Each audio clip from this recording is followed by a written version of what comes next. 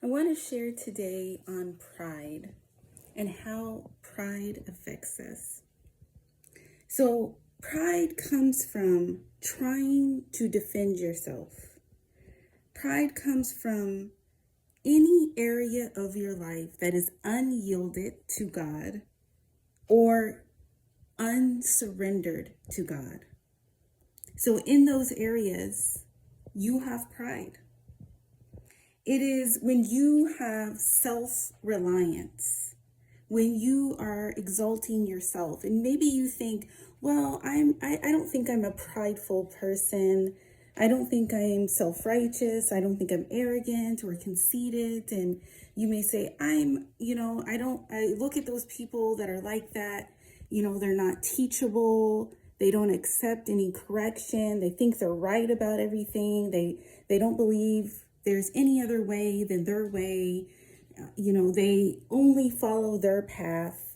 They are very loud and stubborn and rebellious. They just, you can tell when they come in the room, they're just so prideful. And, people look at them and say they're not humble at all. They boast about themselves all the time. And you look at these people and you say, well, that's just not me. But I think that what we don't realize in identifying that example of someone who is prideful and saying, well, that's not me, it automatically assumes that you either have to be at that level or none at all. So either you're at the highest extreme of someone who is very, obviously walking in pride, or you have no pride at all and you're completely humble. But we put it from one extreme to the next, not realizing there is levels to someone who is walking in pride. And these levels are the way that it was revealed to me as these levels come from our level of self-reliance. What area of your life are you still trying to control? Are you still trying to defend? Are you still trying to protect? Are you still trying to change? Or are you still trying to fix? If you are saying, I can do this, I can fix this, I don't believe in that, I will never do that again, I won't trust this person, I will never be there again, I won't go there again, I will never call them, I can change this, I can make this happen, I can heal myself, I can make a difference. In all of the areas that you are saying, that is pride. That is pride, because it is a reliance on yourself. You are not taking those areas, you are not taking those situations and giving them to God, but you instead are trying to do it yourself. That is pride. And a lot of times we don't realize that this pride comes from, feeling wounded, feeling like you have to protect yourself, feeling like you were left alone, that someone forgot about you, someone didn't care about you, someone abandoned you. And so you felt that you had to be your own advocate, that you were wronged, and you were unprotected in a very devastating situation. And you look at that and you think, well, I now have to fix this. But that is pride. We only have two choices, and there is no middle ground. The choice is that you stay there and you keep holding on to all of those things, and you keep relying on yourself to defend and protect and change some situation that occurred, or you give it over to God. That is the only choice. That you stay right there, or you move on and say, in order to move on from this situation, I have to give it over to God. Because staying there and trying to exalt yourself and protect yourself and fix that situation is following Satan, because he is the king of pride. He is the one who operates in pride. He is the one who wants us to operate in pride. It is that simple. He wants us to always choose ourselves and to choose our own way instead of choosing God and choosing God's way. Because when you choose God and you surrender to God to change these areas of your life, you are now saying, God, I'm going to let you protect me. God, I'm going to let you heal me. God, you are my advocate. God, you can restore me in this area. You are giving it over to God. All the unhealed parts of yourself, all of those areas, you are giving it over to God. Because if you don't, what we realize is that those unhealed parts of ourselves allows us to be blinded. It allows us to walk in deception, thinking that we can handle a situation or change or fix a situation, thinking that even deception about ourselves, because we think that we are not prideful. We think that we have control over those situations. And, you think that, oh, I can just do this and I can do that. You're walking in deception. Those are unyielded, unsurrendered areas of pride. And it leaves you blinded. It leaves you walking around with an unhealed perspective.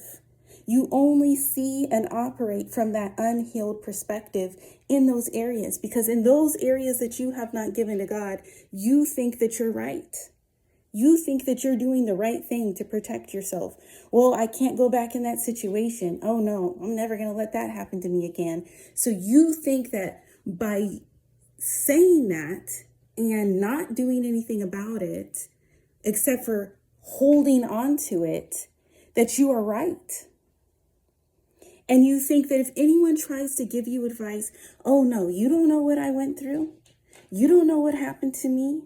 Oh no, I'm never trusting this person again.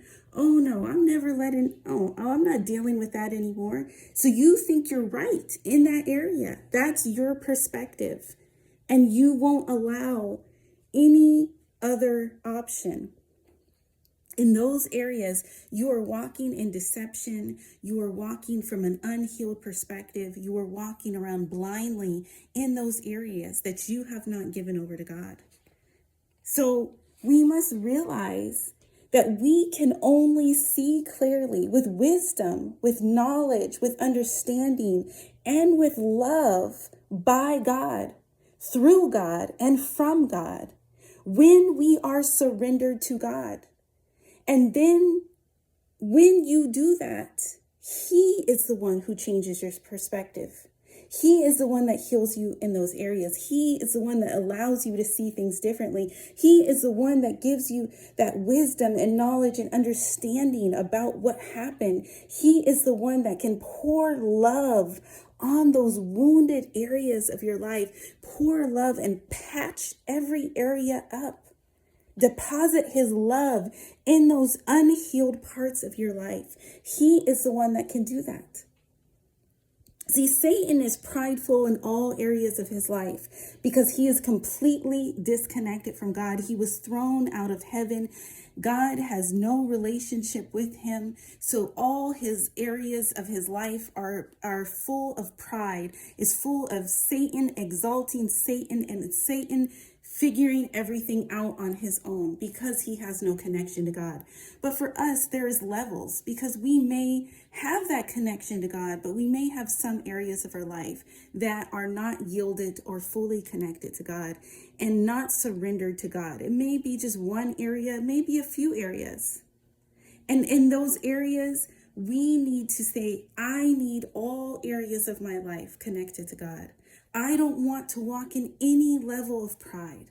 I don't want to have anything associated with the enemy.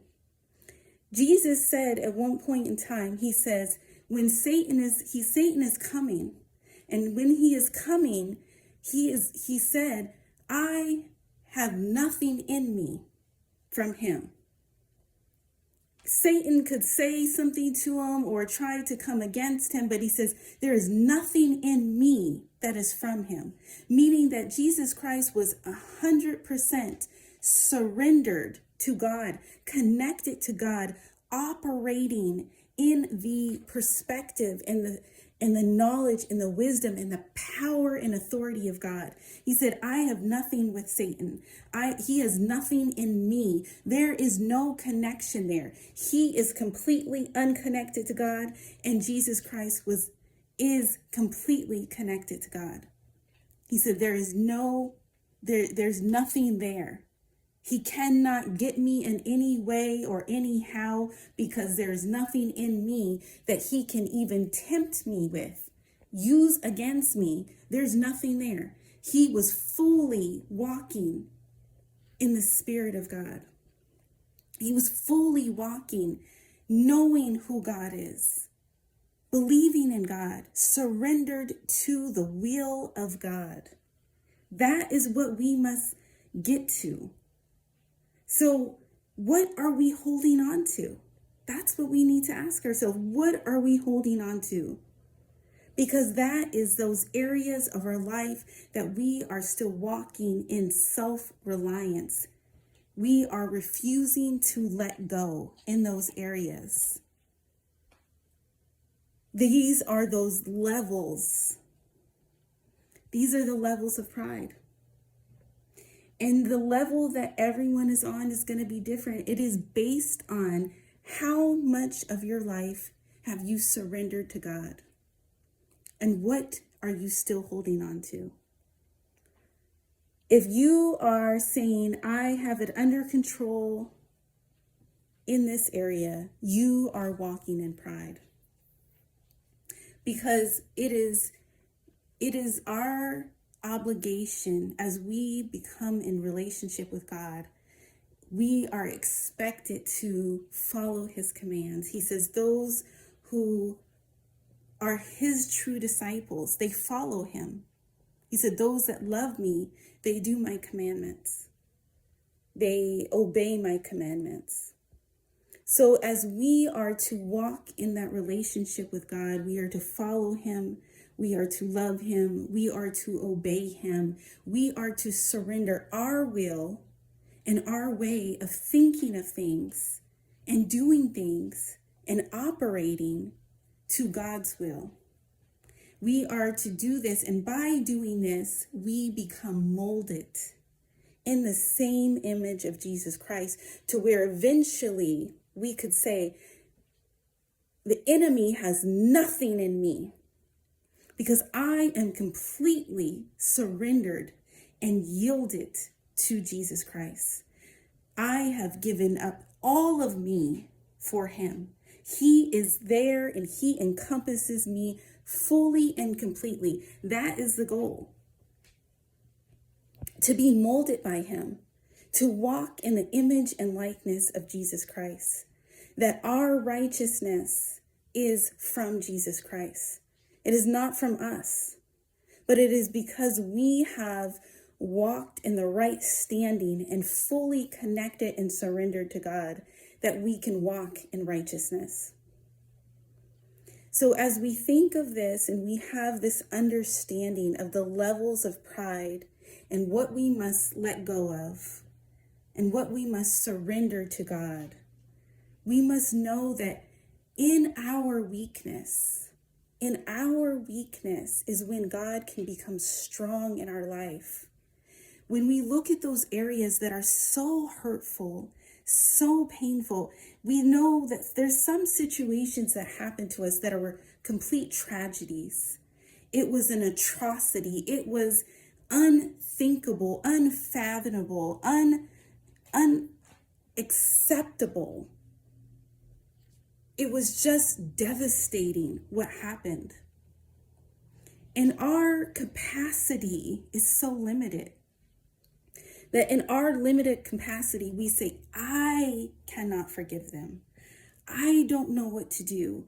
I don't know how to fix this. That is okay. It is okay, instead of saying I can do it, say I don't know how. Instead of saying, I will change it, say, I don't know how to change this situation. I don't know how I can make this better. Because at least in our honesty, in our weakness, that allows God to now come in.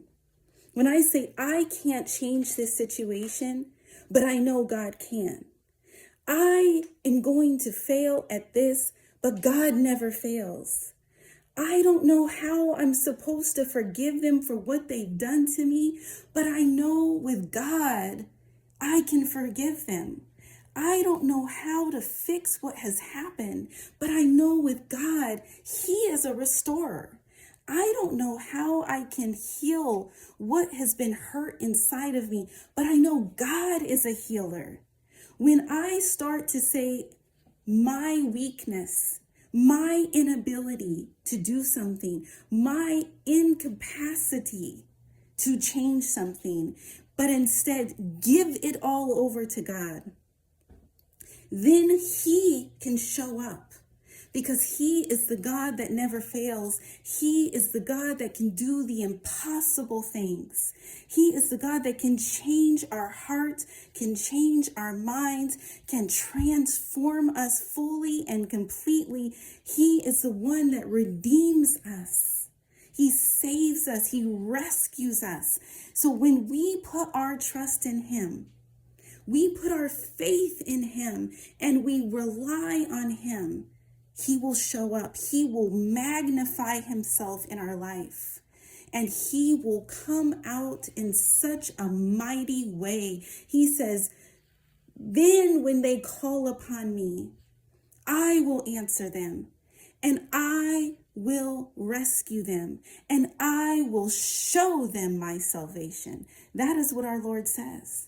He will show us His goodness when He comes out. He will show us His grace and mercy in our situation. He will show that He will fight for us. God will do those things. But our part in it is to not walk in pride. It is not to think that we have all these things figured out.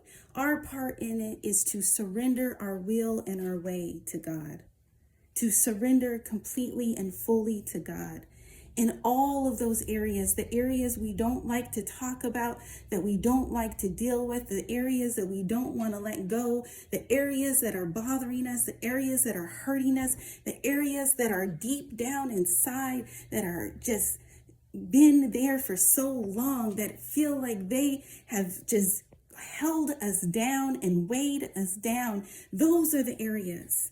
And He will unburden you. He will take those things off of your shoulder. He will make those areas light inside of you. All the darkness will be removed, and you will be given the light of Jesus Christ. You will walk in the light. You will walk healed. You will walk in humility. You will walk in His grace. You will walk in His peace. No longer holding on to those things. That is how we don't walk in pride. That is how, by doing these things, by surrendering it to God, is how we can be more connected to God and not walking in pride. That is what we must do.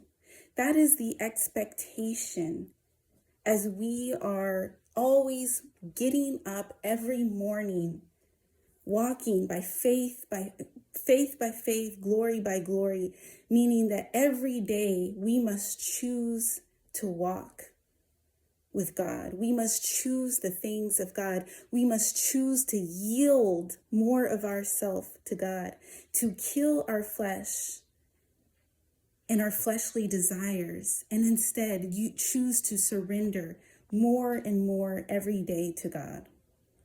That is what we must do. It is a daily decision. It is a daily walk.